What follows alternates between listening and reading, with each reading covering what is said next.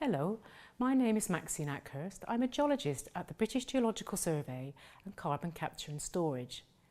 And my role is to look at those rocks that are suitable to store CO2 in the subsurface and also to trap it permanently. I have two samples here today. One of them is a porous rock in which we would store the CO2, and one which is a non-porous, impermeable rock beneath which the CO2 would be permanently trapped. So to show you how we store CO2 in a rock, and these are the types of rocks that we know from oil and gas exploration, I pour water onto the surface of the rock. As you can see, the water disappears.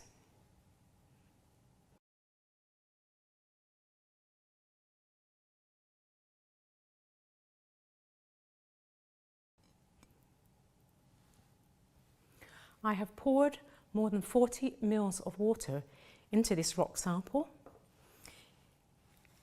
and none has come out of the bottom. This is the way that we would store CO2 in rocks in the subsurface.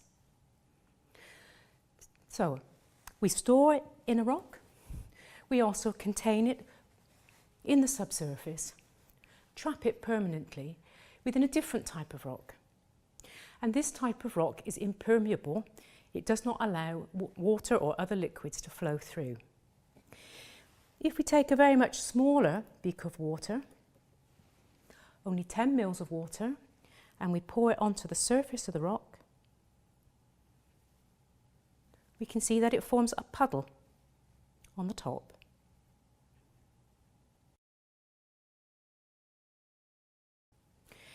It is rocks like this that contain the CO2 in the subsurface. How do we know that? How can we be sure? It is rocks like these, and we know these rocks from oil and gas exploration. Rocks like these, the porous sandstone, contain oil and gas.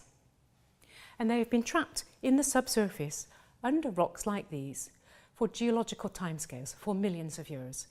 And we will use that same understanding, that same knowledge and expertise from which to inject CO2 into the subsurface, into rocks like these, and the CO2 is contained in the subsurface, trapped beneath rocks of this cap rock nature.